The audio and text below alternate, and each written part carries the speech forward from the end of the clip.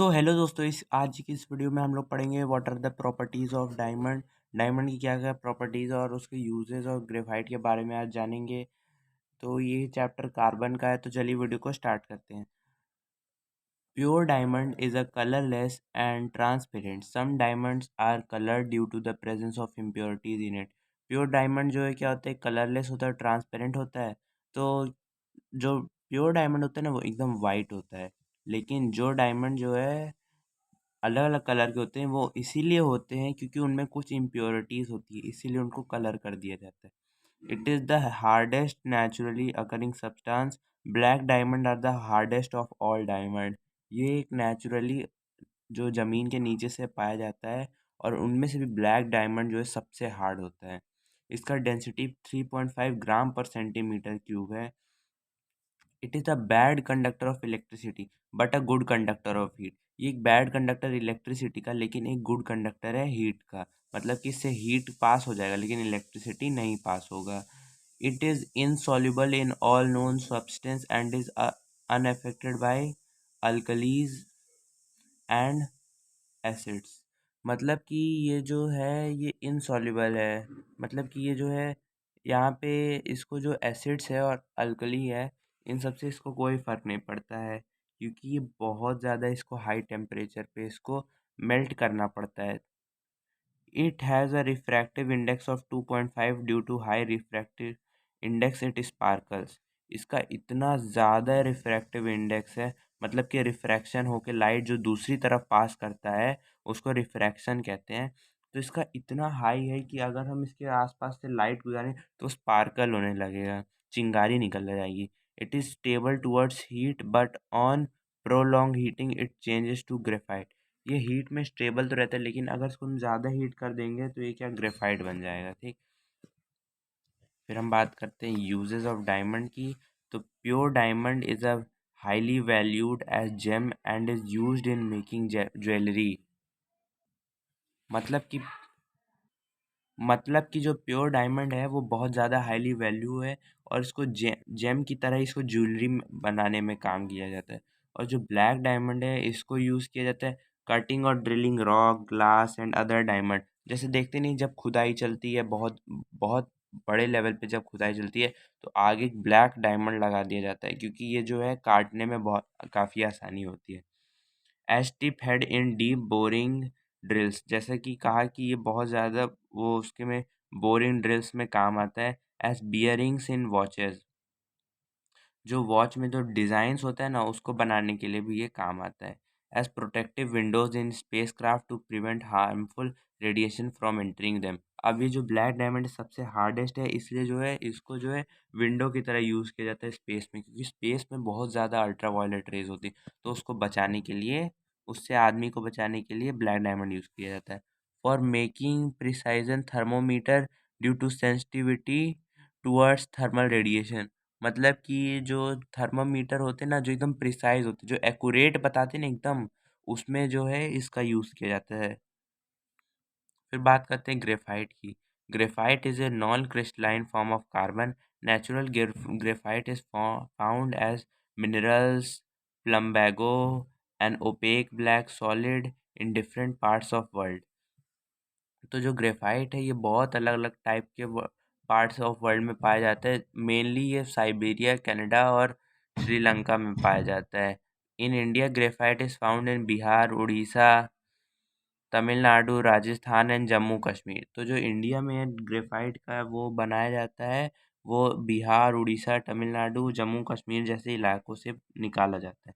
It is believe that graphite is found in nature by volcanic heat on coal deposit embedded in earth. तो जो होता है graphite, वो natural तरीके से वॉल्केनो के हीट से बनता है, जब कोयला और उसके साथ एक साथ मिलता है। फिर हम बात करते हैं preparation of artificial graphite. Artificial graphite कैसे बनता है। At first powdered snow coke is converted to silicon carbide which on thermal decomposition forms graphite. मतलब कि जो पाउडर्ड कोक होता है उसको पहले सिलिकॉन कार्बाइड में कन्वर्ट किया जाता है, जो कि थर्मल डिकम्पोजिशन से बनता है, जिससे कि ग्रेफाइट बनता है। ठीक, तो इसका प्रोसेस क्या है। पहले एक कोक का मिक्सचर और सैंड और फेरिक ऑक्साइड हीट किया जाता है इलेक्ट्रिक फर्नेस में at about 3000 degree Celsius. Coke वो कोका कोला नहीं, जो जमीन से नीचे निकलता है वो वाले कोक की बात हो रही है। फिर यहाँ पे coke and sand to cut off a supply of air, sand and coke react together to form silicon carbide. जो कोक है, जो मिक्सचर बनता है उसको फिर कोक और सैंड के साथ काटा जाता है एयर में, और फिर मतलब कि उसमें जो बिल्कुल एयर नहीं आना चाहिए, और फिर उसी को प्रोसेस को जो है सिलिकॉन कार्बाइड के साथ मिक्स करा जाता है। फिर क्या है, the silicon carbide slowly decompose and the silicon vaporises out, leaving behind carbon in the form of graphite. तो जो सिलिकॉन होता है वो स्लोली डिकम्पोज हो जाता है और सिलिकॉन वेपर हो जाता है, जिसमें कि जो है बस कार्बन बचता है ग्रेफाइट के रूप में। फिर structure of graphite, each graphite atom has 4 valence electron in graphite molecules. Each carbon atom is linked with 3 other carbon atom by using 3 valence electron, thus forming a hexagonal layer structure. The individual layers are called graphene. The different layers are connected by weak van der Waals forces. Since van der Waals force is very weak, the different layer can slide over each other by application of small force. This explains the softness and slippery nature of graphite. Hence, graphite is used as lubricant. जब कभी graphite को touch करते हैं तो थोड़ा-सा वैसे नहीं लगते स्लिपरी सा, उसका स्ट्रक्चर ही होता है। तो जो होता है वो इतना वो होता है, स्लिपरी होता है, जिससे कि क्या कहते हैं, वो उसको लुब्रिकेंट की तरह यूज़ किया जाता है। लुब्रिकेंट वही जिससे कि तेल में उन सब में लगाने से लुब्रिकेंट बनता है, उसमें यूज़ किया जाता है। फिर बात करते हैं प्रॉपर्टीज ऑफ ग्रेफाइट की।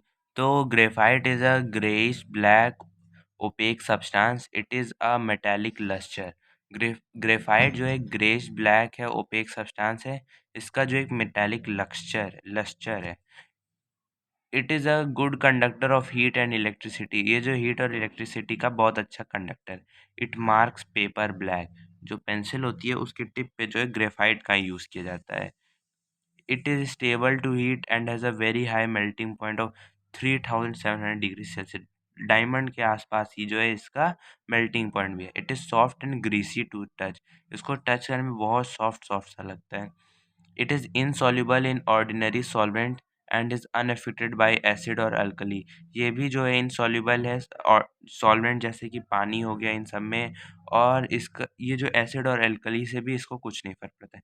इसका भी डेंसिटी 2.39 है ग्राम पर सेंटीमीटर क्यूब, डायमंड का 3.5 था। At high temperature and pressure in the presence of catalyst, graphite is converted to diamond. जब हाई टेम्परेचर और प्रेशर यूज़ किया जाता है कैटलिस्ट में, ग्रेफाइट जो है डायमंड में कन्वर्ट हो जाता है। What are the uses of graphite? तो पहला यूज़ है, graphite in the form of thin rod is used in pencil because it can mark paper. जैसा मैंने कहा, ये जो थिन रॉड की तरह यूज़ किया जाता है, तो इसलिए इसको पेंसिल बनाने में यूज़ किया जाता है। Graphite is used in nuclear reactor to control nuclear reaction by absorbing excess neutron. तो ये जो है एब्जॉर्ब करने में बहुत अच्छी इसमें पावर होती है, तो इसलिए जो न्यूक्लियर रिएक्शन से जो बहुत सारा वो रिएक्शन निकलता है उसको ये एब्जॉर्ब कर लेता है। It is used for making crucibles for melting metals having high melting point. तो जो इसमें क्रूसिबल बनाने में काम आता है, जिसका कि बहुत ज़्यादा हाई मेल्टिंग पॉइंट है। It is used for making electrodes of electric furnace. It is used to construct the anode of all battery technology. तो जो इसको जो है इसको जो है एनोड बैटरी जो होती है, जो हमारे इसमें इन्वर्टर में लगती है, उसको बनाने में काम आती है। Graphite is used as dry lubricant for lubricating bicycle chain, machine part etcetera.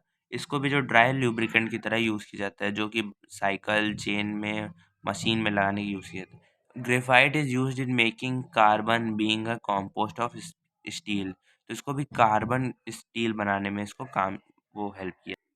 तो अभी इस वीडियो के लिए बस इतना ही। अगली वीडियो में हम लोग देखेंगे कि डायमंड और उसके बीच में अंतर क्या है, डायमंड और ग्रेफाइट के बीच में, और फुलरेंसेस जो एक थर्ड फॉर्म होता है, फुलरेंस वही होता है जो कार्बन के जो 3 फॉर्म होते हैं, जैसे डायमंड हो गया, ग्रेफाइट हो गया और फुलरेंस हो गया। तो उसी को हम अगले वीडियो में पढ़ेंगे फुलरेंस क्या होता है। तब तक के लिए धन्यवाद।